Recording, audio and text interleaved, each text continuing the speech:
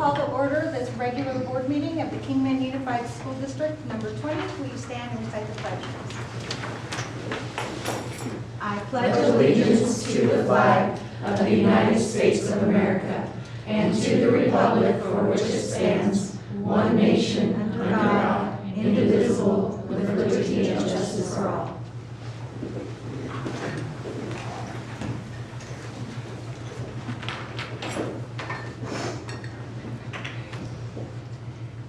Now we come to the call to the public.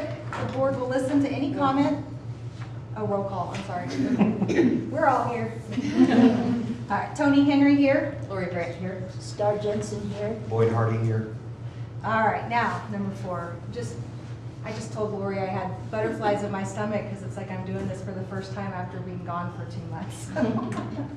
The call to the public. The board will listen to any comment from the public but will not respond except as permitted by ASR 38-431.01. The board may refer the item to the administration or request it to have it placed on a future agenda. I have not received any call to the public. Is there any that did have a call to the public at this time? Okay, then we will move on to item number 5, reports.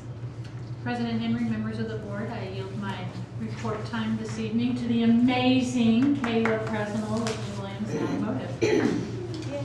Thank you. I also brought with me a student to help me with this presentation. Thank you so much. So in 2019, I was asked by Servet Elementary and through 21st Century Grants to provide a learning opportunity for 4th and 5th graders to learn more about the Lee Williams High School Automotive Program. Through trial and error, we've developed a partnership with high school mentors in 4th through 8th grade mentees that not only builds awareness of the Lee Williams CTE programs, but also the importance of math, science, and ELA. There it goes. So, no, went too far. Here we are. Project CARTS is designed so that mentors and mentees perform skills necessary to run race teams and a racetrack. Mentors and mentees collaborate while putting math and science theory to practical use.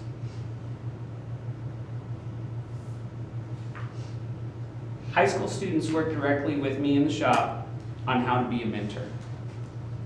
They then invite mentees to come up to the shop where they learn safety, proper PPE, and mechanical skills they will need for the program. Mentors then go to the mentees' school and track to reinforce and develop further skills.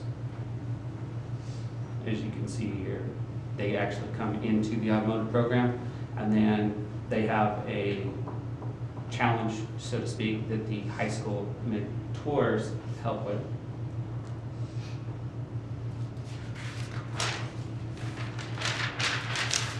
This is a voluntary program for high school career and technical student organization members. The high school students must be in good standing with their CTSO, as they will, like our athletes, leave the high school and help teachers from Servat, Black Mountain, White Cliffs, and KMS provide instruction. The mentors can also choose to drive the carts if they have a driver's license and have completed driver training. Mentees are 4th through 8th graders who have the opportunity to further experience how they can apply what they're learning in class to racing.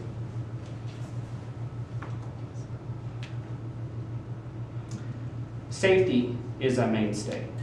Our drivers use PPE, behavior, and system checks. PPE includes, if you could come around here so they can see you, and then you can pick up each garment. First and foremost, full-length jeans, not that bad. Anyway, full-length jeans and closed-toed shoes. Drivers are also required to provide a helmet that is an SA or a K-rated type helmet, not your typical motorcycle helmet. These are specific to racing. The program provides the jacket, driving gloves, and a neck collar.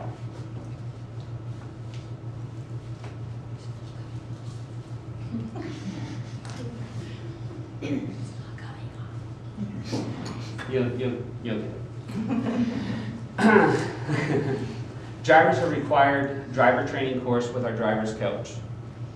That includes classroom knowledge and on-track practices. A pit steward is at every race, and he oversees condition of the carts every time they leave the pit. So we have specific people for these jobs.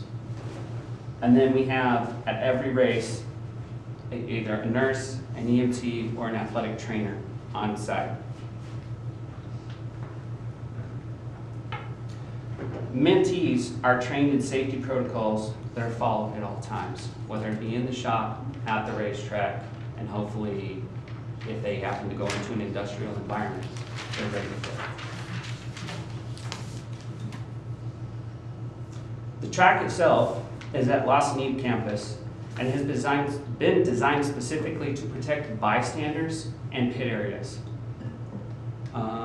You can see the chain link fence that kind of stops so nothing could get to bystanders who are watching. The track itself is wide open, so the driver can stop before hitting the safer barriers, which you can see the tire barrier as a safety barrier. The karts are also limited in their speed. The track itself, Dr. Dorner came out, looked at the field and said, "You're going to put a quarter mile in here?" And I said, "No way. The track is not that big. I don't want that kind of speed." So with the help of our community sponsors, I'm hoping to lessen the financial impact on the district. And I'm asking for the next step of the program in allowing us to do side-by-side racing of up to 8 karts at a time. Feel free to ask questions. What would you need to be able to do that, and what would be the benefit of offering side-by-side racing? What I need, I already have in play. A lot of that is in play. Having the facility, having the racetrack that can actually handle that. Because as you can see, that's the parking lot out behind the stadium at Lee Williams.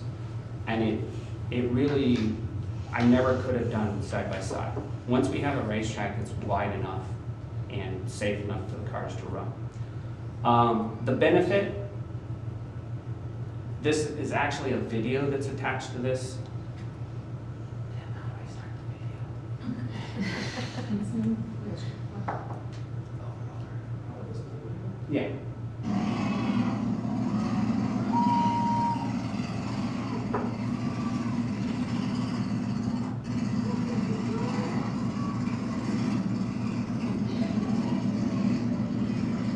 So that was a special pre-race kind of lapse, because what we ended up doing is a missing man formation. But you can hear everybody screaming and yelling for that. The huge benefit is having the ability to sell this program as a racing program. Having kids that want to come back and be there regularly and be in competition. Right now it's single car qualifying, so I'm a racer at heart, and I find it can get a little boring because, okay, we're not on track constantly. So the benefit is the excitement that's built around the program. Is there a competition, like, is this a thing across Arizona, across the West, like, where you would end up, like, they would be, like, placing and possibly traveling, like a sport? Or is this more of just the competition in Kingman so that you have higher engagement and the kids continue, like it becomes a thing in the community? So I'm looking more at your second option where it's ours. I don't know of any other program that is even close to what we do with Project Karts anywhere in the country. I know some things that get close. There is a special go-kart build or not go-kart, downhill derby that's done in Page, I believe, where they've invited people across the state to come and compete. I know there's some stuff on the eastern side of the country where NASCAR organization is known real well. However, it's not done at the school. It's an after-school piloted program. we would be the first that I know of that pilot, run, develop, and kind of control everything. And that's one of the worries I have is being around racing all my life, divisions have allowed rules to go and governing bodies kind of don't keep it intact because racers want to go faster. With this, I realize they want to go fast, but I give them that sensation of speed without giving them the extra speed. So when the abrupt stop happens, we're not looking at massive amounts of speed that's going to hurt somebody. Because that's the one biggest thing I don't want is the injuries out of this program. Is this covered by the trust? Well, there's an agenda item, I believe, It's number 7. 7, where the trust has given us a document that's included in your packet to read about high-risk clubs and what needs to happen in order for it to be covered. We can review that when we get to that agenda item if you'd like.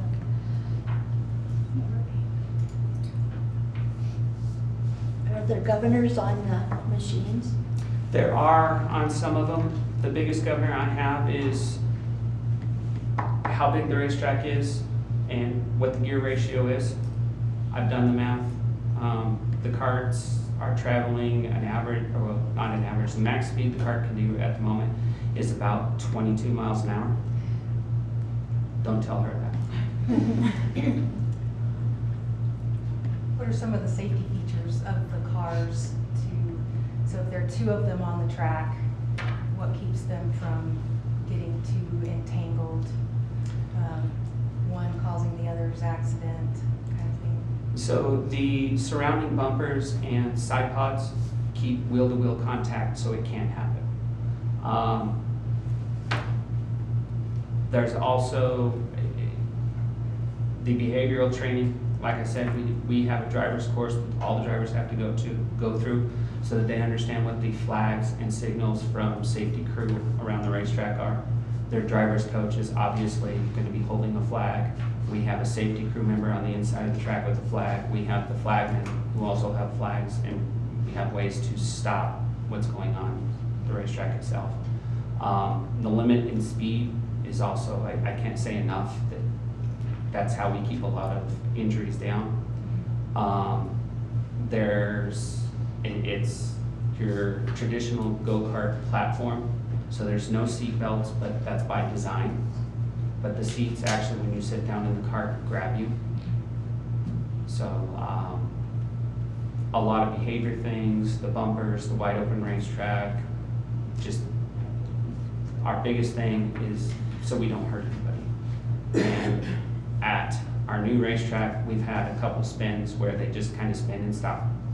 And it's really nice because there's also at the end of the race day, you don't have to pull it back to a parking lot. Do you have the policies written out and everything already, that the requirements and? Yes, we have. Michelle had me work on a compact. Unfortunately, it still says kart camp, and everybody's asking me why the change. It's no longer a camp. This is truly, honestly, a program, and it's more of a year-round as soon as we can get everything set up. I'd like to see a copy of that myself. Okay. Where is the track? La Sanita. La Sanita, Is that Los off Angeles? of Gordon. Will that track support the side-by-side racing? Or would Yes. you need to build an additional track? I built La Sanita so that we could grow. Okay. Every step that I have taken through the program is to make sure that there's room to grow, but I kind of haven't let it just explode and grow and get out of control, because I want kids to have a good time. I want them to walk away smiling, but not hurt. Is transportation provided for the kids from their schools, or are they responsible for getting there? So we've had a bus that has gone around and picked up kids and brought them to the track on race day and then taken them back to their host school. The high school students, we treat La Sanita as their host school because they're hosting the event. So the high school students find a way to the track. Our elementary and middle school students, we had a bus that looped around and swooped everybody up and brought them to the track, and then at the end, took them back home. So far, it's worked out really well. And do you go to the schools and work with the kids at the school when it's not race day? Yes. Yes, part of the program is, and she can answer the question better than I can, in fact. Part of it is our high school mentors go and mentor students at the other schools. We do attend the other schools like Surbat, for example, Black Mountain, White Cliffs, and now KMS. When we do go to these schools, we do stress safety to the kids, and we do drive ourselves to these schools. But as soon as we get to the school, we break down what we're doing and what they're supposed to be doing, and the kids know their safety glasses, hair tied back, no jewelry, pants, the normal safety regulations that we have to go through as high schoolers. And for their little pit crew challenge, they have tools that we bring to them from the high school, but we do return them back to the high school. But yeah, that's basically what we do as a mentor straight to the school. We do go over what they're supposed to do. We do get on them about safety because safety is our #1 priority. And Do you have parent permissions? yes, we do have parent permission.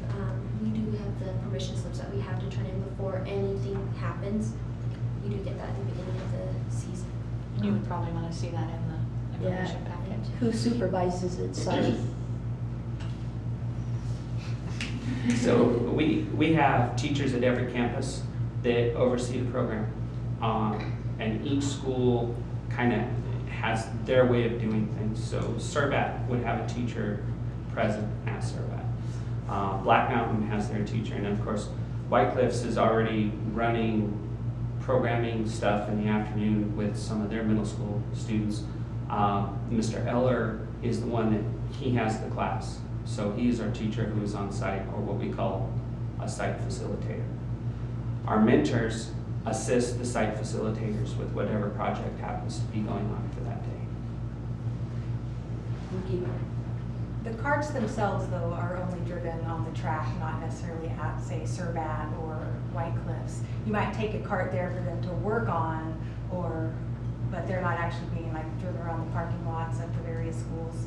Correct. The only place those carts are driven are at the racetrack. So when we're doing work up at the shop, and when I say we, it's them, I'm lazy. When they're doing work on a cart at the shop, there's no testing or whatever to drive it around. The only time we drive those carts is at the racing facility. How are the carts transported to all these different sites?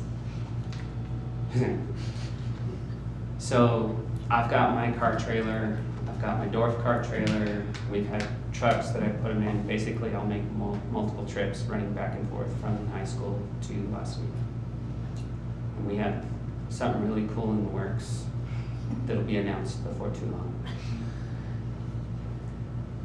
What is the lowest age that you guys start to do this mentorship for? I thought I heard elementary school type. 4th grade is what he said. I don't know if there's an age attached. I've attached no age at the lower end. However, the programming at each school does attach it. Obviously, a school that doesn't go below 6th grade isn't going to go below 6th grade. So KMS and White Cliffs, they start their 6th graders in the program. For Surbat, when we first started this program, they asked me that question: who do you want to see? My answer is anybody that wants to come work with their hands, who wants to have a good time, and who has no issue following the safety protocol. They set that bottom edge at 4th grade, and then when we went into Black Mountain, they said, oh, that sounds great. So they've been running 4th through 8th graders through the program. Are there no size or weight requirements in order to reach pedals and brakes for the carts? Driver's side, the requirement, you have to have a driver's license. So they're not driving? No. Yes, there's. Just wanted that repeated. So, in order to drive, to be a mentor is one thing, but to drive the carts, there are restrictions to it. So, we actually, Emily Sampson is the student we did a special race for. I lost her after she graduated, but she was not very tall, and she did not have very long legs, and we actually started out making blocks to put on the pedals and found out that wasn't as effective, but we actually have a special pedal adapter for somebody who has very short legs. Now, does this actually play into the automotive program that the schools offer for the learning? Or is this, because obviously since it's a mentorship that goes well below high school, does this count still towards college credit in that aspect? Or is this literally just a club to just further hone their skills if that's what they want to do?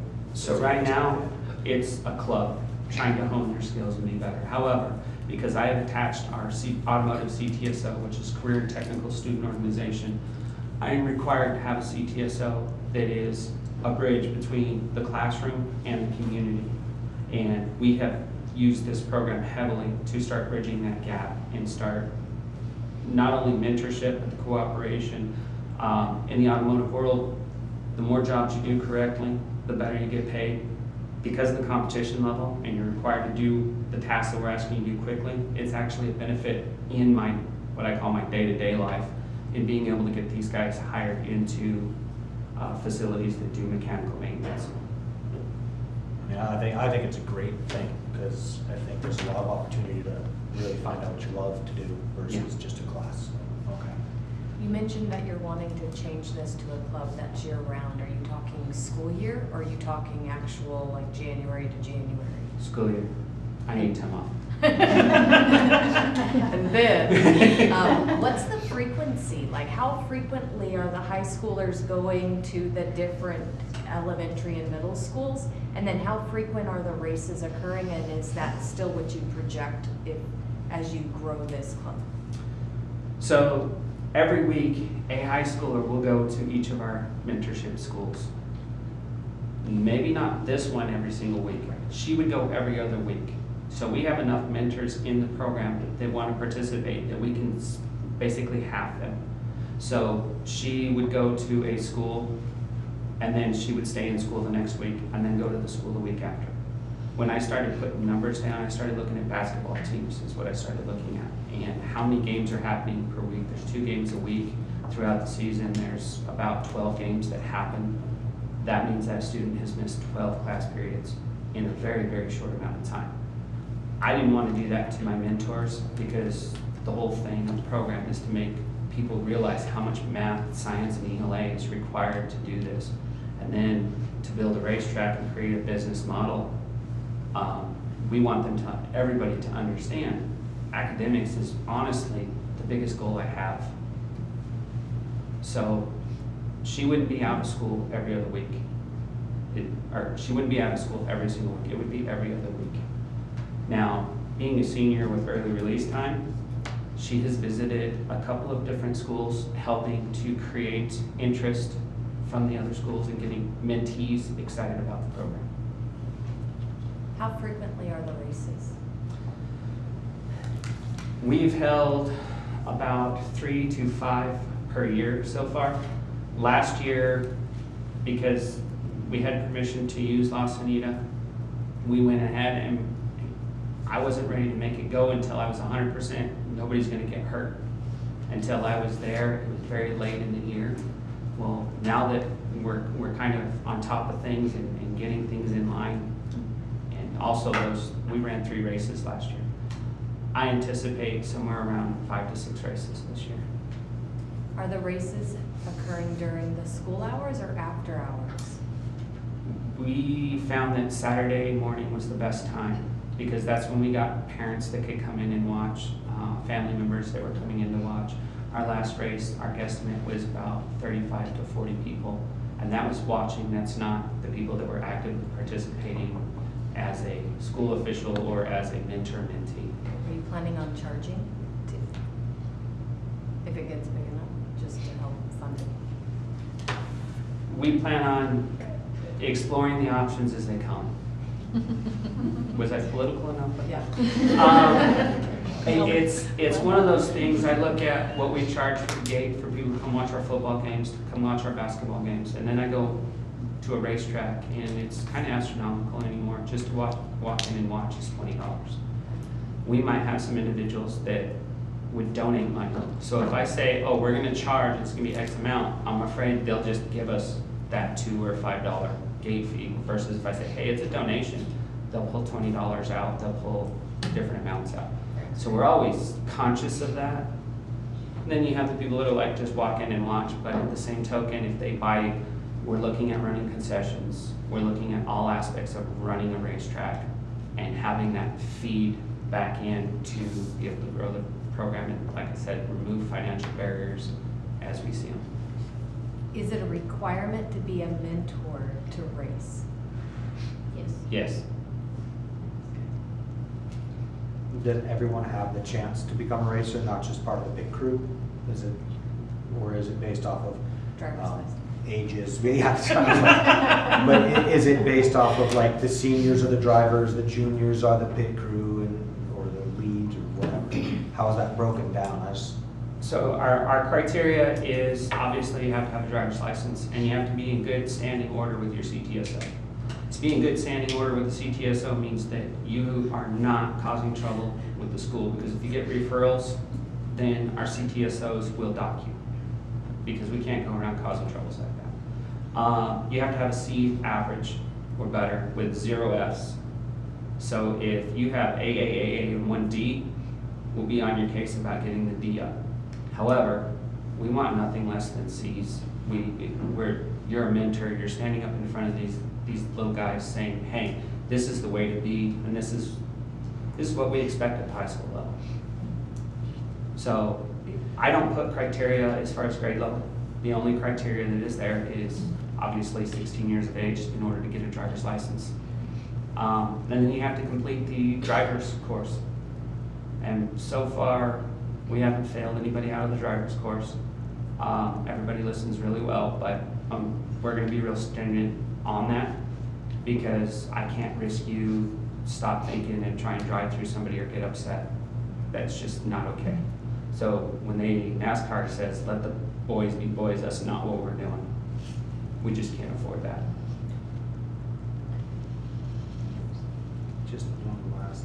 Has there been any accidents besides the spinouts? Has there been any significant injuries, like a sudden stop and, like you say, you don't have seatbelts when they hit the steering wheel? Is that ever? I know you guys got safety equipment, but a steering wheel to the chest is a steering wheel to the chest.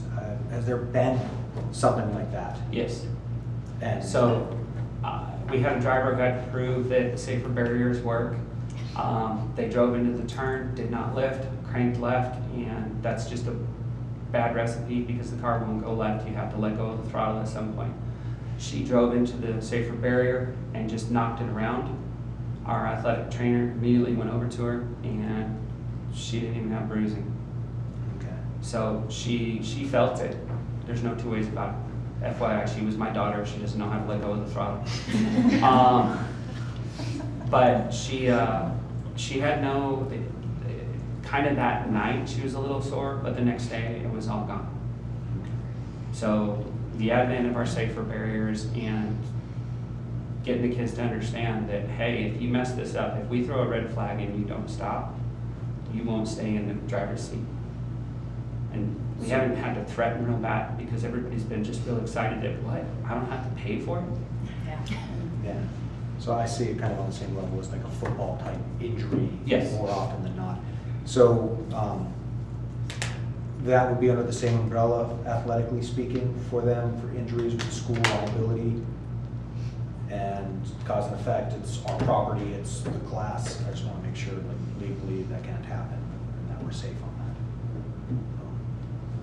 A lot of times I'm not. looking at Valerie, because the trust emailed both of us, and that's what she included. You've put a lot of hard work into this program. Thank you very much. Thank you. I've actually had the opportunity to watch you race, so considering that this is into career and technical education, where do you see it going for you? Well, What would you like to do? I currently want to go work into a shop in town, and Ford recently just reached out to us as a whole other thing for the asset program. But this racing, I think, is a great opportunity to learn how the functions work, like finding out how I had a go-kart growing up with suspension, certain things that these cards don't, and I learned real quick that it's very different. So finding out the difference of how things handle is a real learning experience, because you can compare that to cars, and I'd like to know that more about cars when I go into a shop, knowing that this car handles more than that one, or how a truck handles compared to a normal vehicle. Things like that teaches you when you drive these cars. Thank you, thank you. Wonderful presentation. Great superintendent's report. Thank you, Mr. President. Thank you. All right, moving on down, board reports, and the board members have a report. All right, that will move us to item number 6, the approval of the routine orders of business. Are there any items to pull? I'll make a motion to approve. Well, I actually do Oh. want to pull item number I. There's a couple of questions on those. So, you want to amend the motion then? I would like to amend the motion and approve the routine orders of business with the removal of item I. Is there a second? Second. All right, all in favor? Aye. Any opposed? Motion carries. So item, let me go back down here. I. Glasses don't work well when I got. This one's about the auctions and disposals, and so I just wanted to, if you could maybe describe the process of how things are decided that they're gonna go up for auction, and then once they're on the auction site, what determines the minimum bid. I actually bid on some outdoor tables a year or so ago that were from Lee Williams. So I know how the site works, but how does the minimum bid decision, how is that made? What happens if the items aren't sold? Is there a cost then for disposal? And then where does that money go once it's sold? And is there things it can only be used for? Yes. It's kind of the whole process. Okay, so Donna will have to help me on this because I'm still learning. Oh, thank you. So if a school lets us know that they have items that they're not using anymore and we don't see a use for the items in another location, then we'll go ahead and decide that we're going to put it up for auction. We list it at the public surplus auction, and we list it for 2 weeks. After 2 weeks, if it sells, great, we arrange pickup, we take the money. If it does not sell at that time, we're allowed to go ahead and dispose of it. If there's really no other use, if it's really, we're just getting rid of things that have been very well loved over the years. And so at that point, if we really feel like there's no other good use or value for that item, we might take it to the dump or put it in a dumpster and get rid of it that way. Let's see, what were some of the, so any money that we collect or receive, we do have one fund where all of that money goes. It's a school plant fund, and there are restrictions on how that money is used. And so if we do want to use it to buy other things, then we have to make sure we're following the guidelines for the USFR to make sure it follows within those guidelines. Determining the starting bid. That we just kind of look at like what value might be considered for, like with those tables, just kind of looking at a base price, also not wanting to price it too high in hopes that it will sell, because we don't want to, because looking at if we had to go dispose of it or put it up to take it to Bulldog, are they going to charge us more to get rid of it? Or if it's something that can't be recycled, are we going to pay more to get rid of it? So we just kind of put it at a base price and then let it kind of go up on price from there. So we actually do assign that, and it's not like the website has all tables start at $2 or something. And we do go online and kind of look at a base price to kind of see what a starting price might be, like where it might be selling elsewhere, and kind of get an idea that way, and kind of go from there too. Thank you. Any other questions? All right. Then can I get a motion to accept item number I of the consent agenda? I'll make a motion to take aye. Second. All right, all in favor? Aye. Any opposed? Thank you very much. Yeah, of course. All right, so that moves us to item number 7, which is the first reading of changes in policy as recommended by ASBA School Board Association. President Henry, members of the board, Angela, Mareska, and I will tag team. Brief summaries of the policies. I'll begin with policy 801, BAA, and have Board Secretary Valerie explain that one. So this one is just the evaluation of the school board, which I was giving you guys earlier. It used to be that it would have to be done before October 30th, but now the new language is that it has to be done at least one time annually, and it's at your discretion on when you choose to do it. Policy 802DJE, bidding and purchasing procedures. During the bidding and procurement process, districts must comply with CFR 200.214, a code of federal regulations. Basically, if a requisition requires expenditure of funds received from federal assistance, there must be a process that confirms and documents a verification of vendor suspension or debarment. Federal regulations restrict the awarding of awards, subawards, or contracts with parties that are debarred, suspended, or otherwise excluded or ineligible for participation in federal programs. Evidence should be maintained by the superintendent. So any federal monies that are spent, Shelley Eastman and her team work with finance to make sure the vendors are not in trouble or debarred or suspended. President Henry and members of the board, with regard to policy advisories 803 and 804, language has been added to policies GCFC and GDFA and the associated exhibits with regard to professional and support staff qualifications and requirements for employment. A new law went into effect September 14, 2024 as a result of Senate Bill 1558, which requires any individual who applies for employment at a school in Arizona to disclose whether the person has been convicted of, pled guilty or no contest to, or is awaiting trial on a crime that is a dangerous crime against children, sexual abuse or sexual contact with a minor, an act committed in any other state or territory that would be subject to disclosure, any crime that requires the person to register as a sex offender, or a preparatory offense of any of the aforementioned, so they attempted those crimes. And it also classifies a knowing violation of the requirement as a class 6 felony, which is a presumptive 1-year prison sentence. Do you want me to jump to 806? Do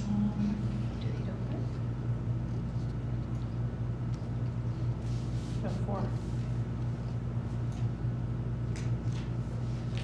Which one did 803 and 804? Okay, 805, policy IGA curriculum development.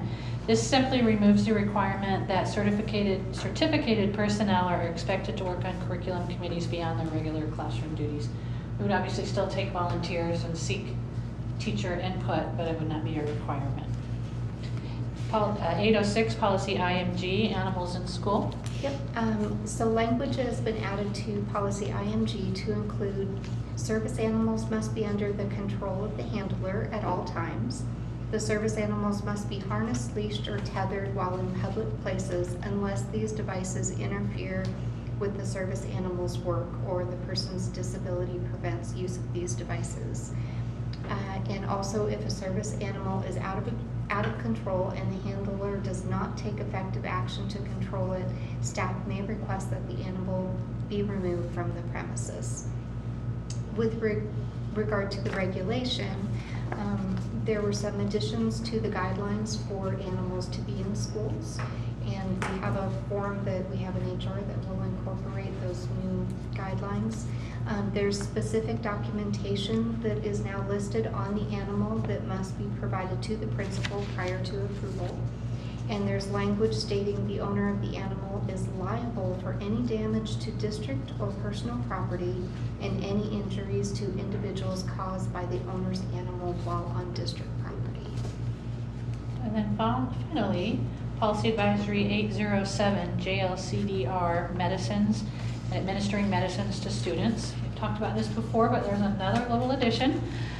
Principals, guidance counselors, teachers, bus drivers, or classroom aides whose duties include regular contact with students who have submitted a seizure management treatment plan must complete an online course of instruction regarding awareness of students with seizure disorders, and as required by ARS 15160, the training must be completed within 30 days of receiving the plan and completed at least once in every 5-year period. That's the first reading, so we'll come back around next month for questions and discussion. Thank you all. Item number 8, approve Project Kart Racing Program as part of project-based learning for the CTE Autos program at Lee Williams High School.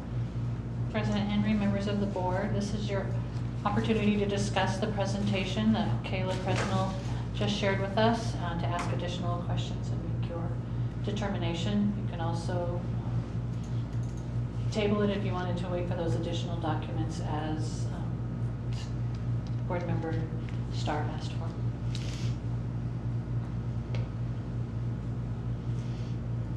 I am really impressed with everything that you do, as well as all of the extra time you put in for our youth, as well as building this program from the elementary school and getting more community involvement. I could see this becoming a real amazing thing, not only for the district, but also for the community. And so I wholeheartedly support it. I think it's a wonderful program, and I think I tried to ask all of the questions that were noted in the PowerPoint for high-risk clubs. Yes. But if I missed any, by all means. I think you did really well. And having been to watch a race Saturday, I was impressed by the number of adults, the fact that they had the fire engine on site. I know you said sometimes it's a nurse or an athletic trainer, but that particular day you had a whole fire truck there. And just the excitement, the kids, there really didn't seem to be people out of place, and the families seemed to be really supportive. If I hadn't been there to witness it on that particular day, I might have a few more questions. But we had toured the school when you had the carts up there at the school campus. We were able to see the classroom and see some of the things that you had in place there for that particular program, and then to see them out on use. I might be biased, but I think it's a great program also. I mean, I had automotives in high school. I think it's a huge thing to teach kids control, patience, logic. Like you said, it covers more things than the kids possibly know when it comes to the education system. I think it's a huge boon for any child. I can definitely make the motion to approve the CART program. I still would like to see the email stuff, but I know that will come. So I'm more than willing to make a motion to approve the CART program. I'll second that motion to approve with the recommendation to receive the additional documentation that was requested. Okay. Are there any other questions or comments then? Anything that improves attendance and grades and gets the kids ready for life. All right, all in favor? Aye. Any opposed? We would like an invitation. Yes. Get ready to put 2 carts on that track. Definitely.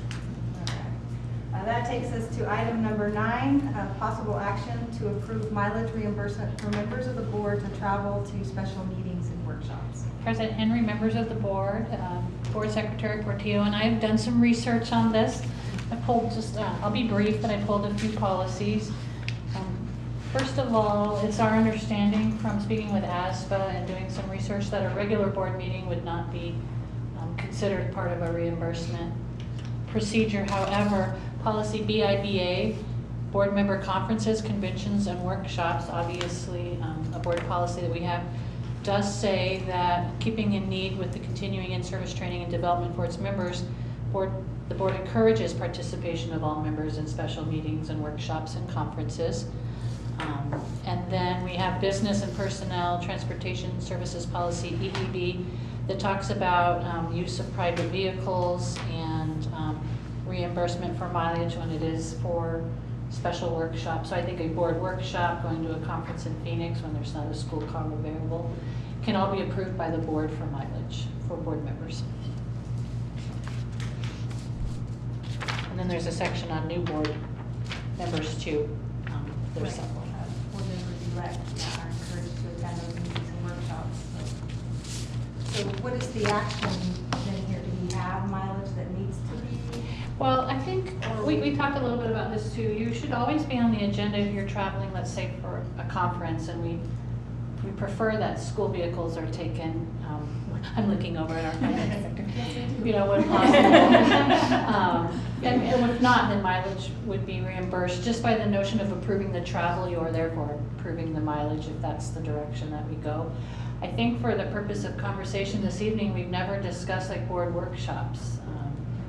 If we have a board workshop, that's a training for board members that is separate than a board meeting, the monthly expected meeting. So I think just having this on the agenda and sort of doing an overall general agreement that if there is a workshop or a conference that the board would approve mileage would be sufficient. So It'd be agreed upon meetings, conferences, workshops. If there was something outside of those typical events, then I think it would need to be a separate agenda item. So like, I'm gonna use our board member Jensen here, who's traveling quite a ways.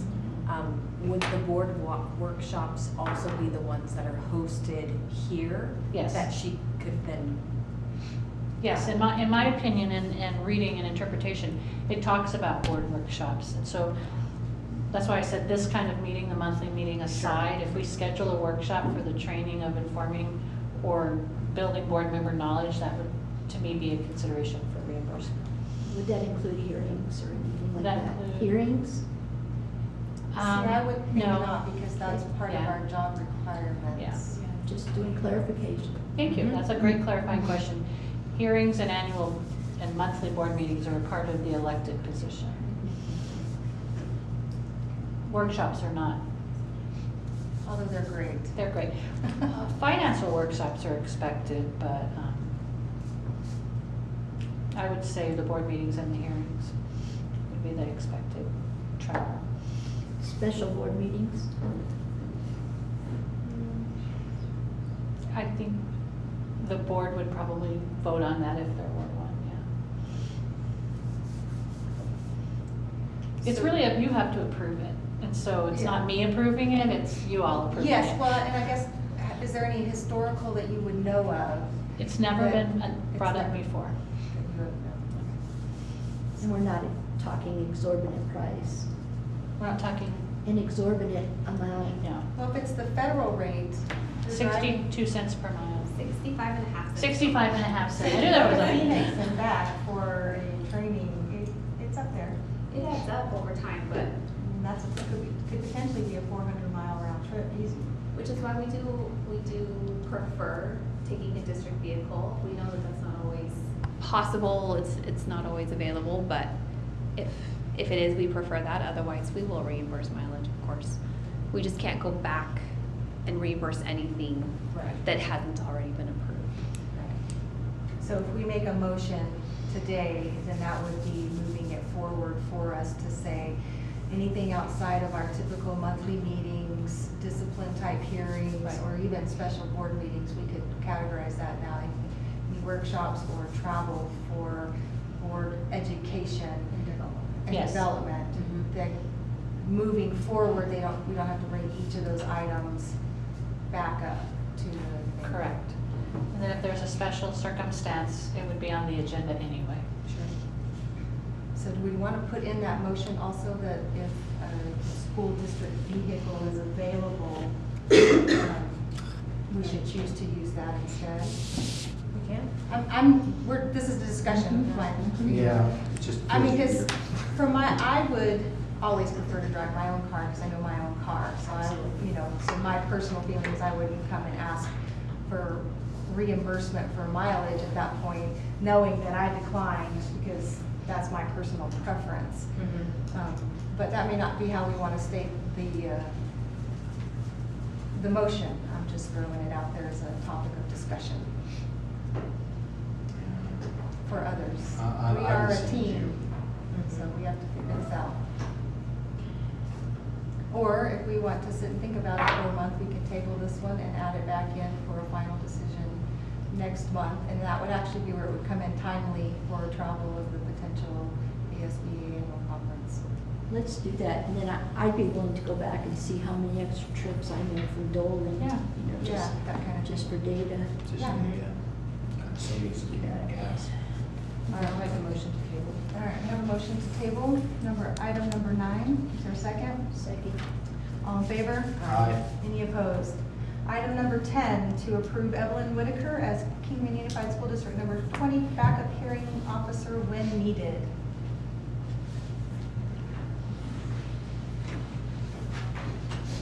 Come on down. Is the price is right? Good evening, Board President Henry and the rest board members. I'm Stacey Mayo, the current disciplinary officer of KUSD 20. Have been for 5 years now. In that 5 years' time, I've only had one family request another hearing officer other than myself. However, due to out-of-town travel and other things, the need to have a backup hearing officer is a necessity. In the one time that we did have the request, we used somebody who was contracted through the trust to come. He came from Prescott to do that hearing. Evelyn Whitaker, which is my admin assistant, has attended the training in April, has also done 5 hearings with me present, and then conducted 6 on her own. She also is present in every hearing that I do and does the results letters from those hearings. Any questions? Well, I appreciated the extra information in the packet about it. Yeah. You answered pretty much any question by that. It proves that she's put the time, effort, got qualifications per the certificate she sent us. Okay. And the experience, just Yes. being involved. Very involved. And that she's local, we like that. I agree. All right, then, is there a motion to approve Evelyn Whitaker as a backup hearing officer when needed? I'll make the motion. All right, we have a motion on the table, is there a second? I can second that one. Okay. Any other questions or comments? All in favor? Aye. Any opposed? That motion carries. Thank you very much for being here. Item number 11, approve recommendation to renew District RFP 21-10-26 for hardware and small tools with Kingman True Value. This is the final year of a 5-year award. Board President, members of the board, Kingman True Value is in the final year of a 5-year contract for their hardware and small tools. The district is able to walk in with a purchase order and get supplies for small classroom projects, such as a fresh coat of paint, small supplies to hang additional coat hooks, or to buy the basic hammer and screwdriver that we all need to have around for everyday use. Spending for fiscal year 24 was only $2,974, and the district is recommending the renewal of RFP 21-10-26 to Kingman True Value. Any questions? I actually remember this one coming around again. Finally. All right, we have a motion on the table. Is there a second? Second. All right, any other questions or comments? All in favor? Aye. Any opposed? Motion carries. Number 12, approve interagency agreement with the Boys and Girls Club to provide reimbursable meals as part of the after-school at-risk meal program.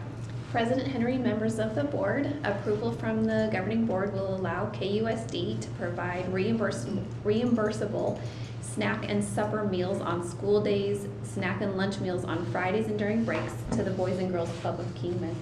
The district's food service company, SFE, will prepare the meals at the central kitchen and then deliver them to the club. The club will provide the district with a roster of children that receive the meals, and then the district will submit the roster to the state for reimbursement as part of the after-school at-risk meal program. The agreement will be in effect once the club opens and will run the duration for the remainder of the school year, the 2024-25 school year.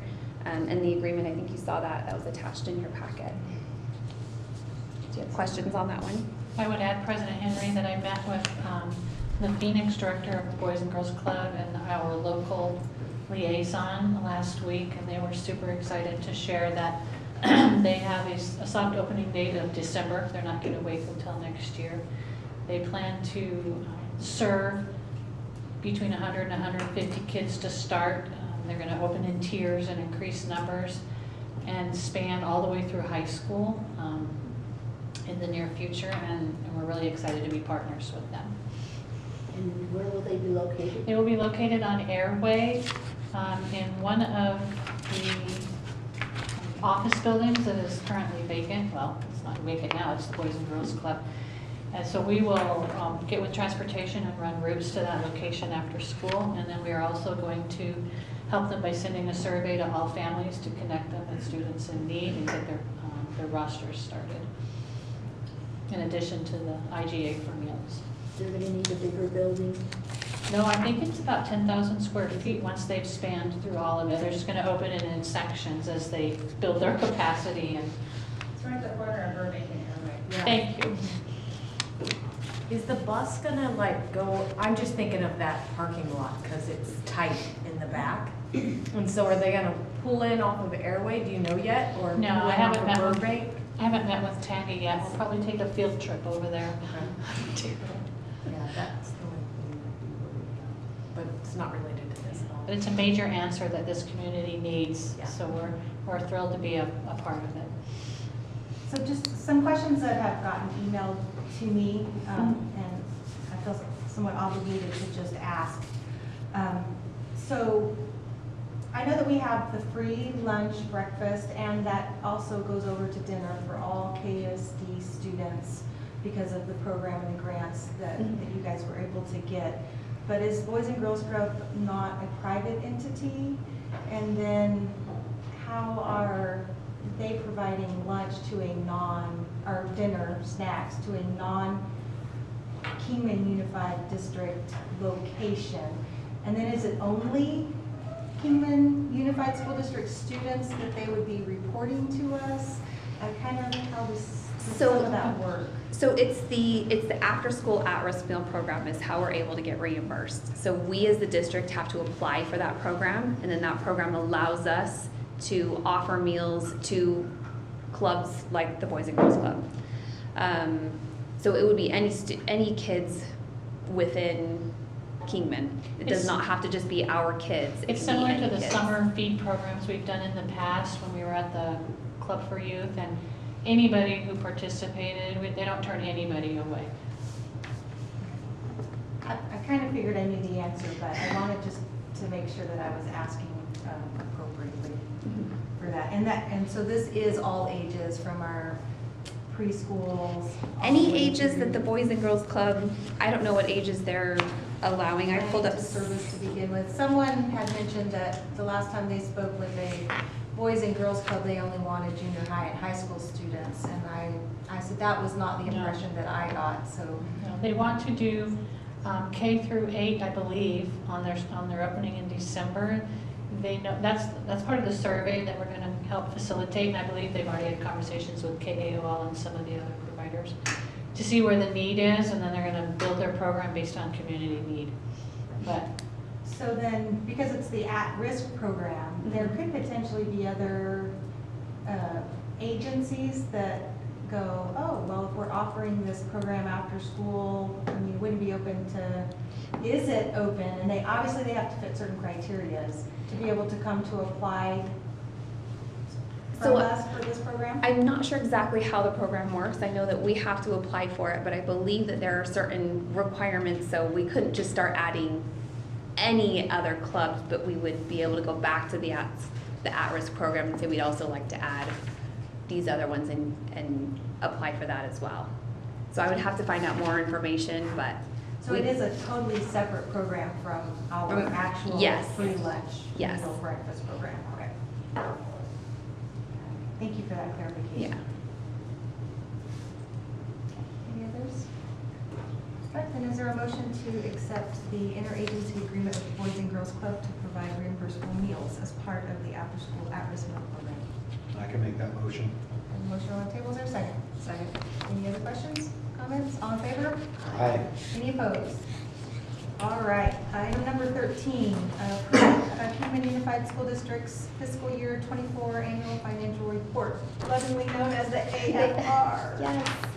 President Henry, members of the board, the annual financial report, or the AFR, includes FY24's revenues and expenditures by different funds, programs, and expense categories throughout the district. The AFR package has 3 reports. There's one, the main AFR, that's for the whole district. The food service AFR, which breaks down just our food service operation, and then the school level AFR, which looks at the district spending by school. In FY22 and FY23, we had several audit deficiencies regarding the AFR package, which contributed to our current non-compliance status.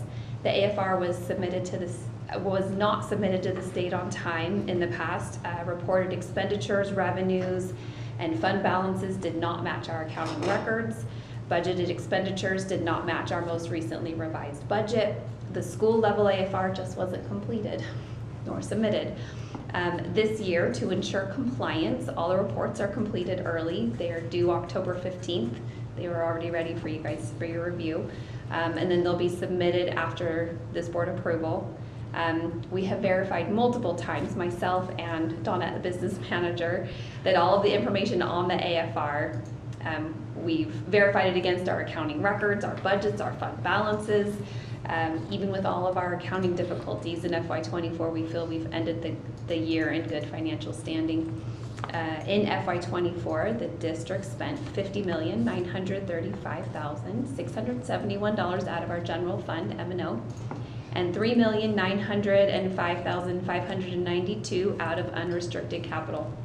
Revenues in FY24 for these two funds equaled $58,612,155, which gives us a year-end remaining balance of $3,770,892.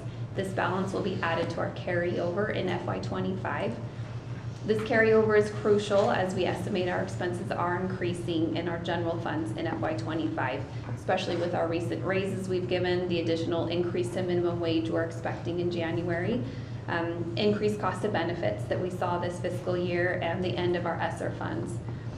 Our student count, or ADM, went up in FY24 from the previous year in FY23 by 135 students, and our spending increased in M&O by 2.3%. So far in FY25, we have lost more students than we gained last year. So we will continue to monitor our student count to ensure our expenditures and our staffing ratios align with our student count. And we'll discuss that more in December when we do our first budget revision. And there's possible smaller minor updates that might be needed on the AFR as we continue to work through our last fiscal year. And approval of the district's FY24 annual financial report will also approve the AFR, the food service AFR, and the school level AFR. Do you have questions on those reports that you saw in your board package? They're a lot of fun. Yes, and they're really tiny. On ours. Our ends of Visa. I actually have a quick question. In terms of the overflow that you talked about, the $3 million. Yes. Is that something that, with all of the with all the pay raises and all that stuff, are we still going to be in the green next year, or are we literally going to rely on hopefully having an oversupply every year to offset what we've just done? Board Member Hardy. Do you want to take that? Question. That is Great something. question. Yes.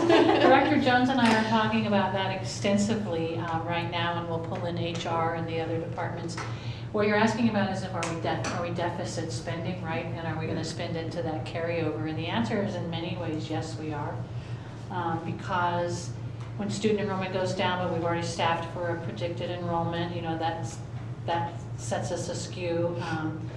But that's the part of the revision that we'll do in December is to right size it so that we won't be deficit spending. So we'll probably dip into the reserves some when we look at what's encumbered and what we're actually expending, and then what we need to adjust as we move forward. But it will right size by the end. Does that make sense? Yeah, it does.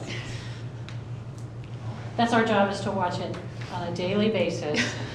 And that's why we need all these fun courses in our Yes. schools. Students want to be a part of it. The term deficit spending makes my heart palpitate and keeps me awake at night, and I know it does Director Jones as well. So we proceed cautiously, and we've used the word no in many, many occasions this first quarter when people are asking for things, so that we can take our time and assure that we are not going to end in a deficit situation.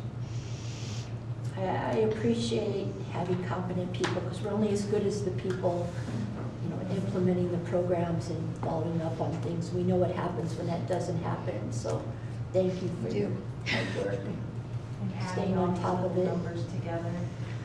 Luckily, it's in Excel, it does most of it, I just can't send you the Excel file. No. We could do a PDF. so.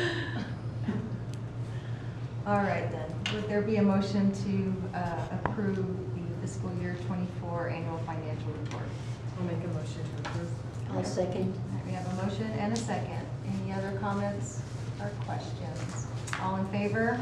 Aye. Any opposed?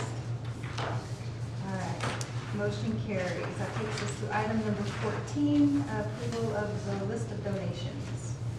I'll make a motion to approve. We have a motion on the table for a second. Second it. All right, all in favor? Aye. Any opposed? That takes us to item number 15, possible motion to move into executive session per ARS 38-431.03A1 to discuss request to be released from employment by Jennifer Collins. I would like to make a motion to go into executive session. We have a motion on the table. Is there a second? Second. All in favor? Aye. All right, so we will move into the executive session. Thank you.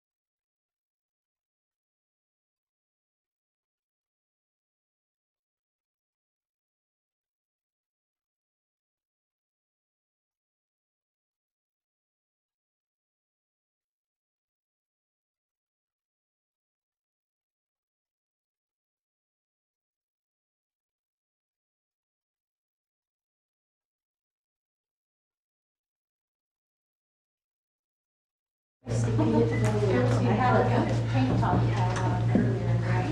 Look at you two still here. We were talking about I would like to make a motion to Drag her out of here for dinner. Second. My field trip today. I took time off this week, and so I'm off with one of them. Regular session, Sure. second, all in favor? Aye. Any opposed? Sorry. It's okay, we did business. We got it. All right, so that brings us then to item number 17. Yes, I would like to make a motion, but with context. So due to the special nature of this particular position, as well as the challenges that we anticipate as a district to fill this role, we will accept the resignation of Ms. Collins, but with the recommendation to direct staff to impose the $2,500 breach of contract fee as well as a report to the state. I will second that motion. We have a motion on the table and a second. Is there any other comment? All in favor? Aye. Any opposed? Motion carries. That brings us to item number 18, possible motion to move into executive session per ARS 38-431.03A1 to discuss proposed ratification of termination of Caleb Clark. Is there a motion? All right, so that will move us to item number 20, action to ratify the termination of Caleb Clark, bus monitor, effective September 10th, 2024, for reasons that were stated in the confidential memorandum to the governing board. I'll make a motion to approve the termination of Caleb Clark. There's a motion. Do we have a second? Any comments? All in favor? Aye. Any opposed? Motion carries. Item number 21, board comments. Well, I'd like to thank the CTE department for that flyer they sent us. It was very thorough and very informative, and as a matter of fact, I'm going to put it out for the community to look at. Also, the Black Mountain cheerleaders took first place in the Andy Devine Parade, so kudos to them. There was a lot. And under the donations, we know Halloween's coming up, and we really need everybody's help with the schools to make it a success with the students, and we appreciate any and all help. Thank you. Thank you. Any others? All right, is there a motion to adjourn? I'll make the motion. Okay, motion? Second. All in favor? Aye. Aye, need a adjourn.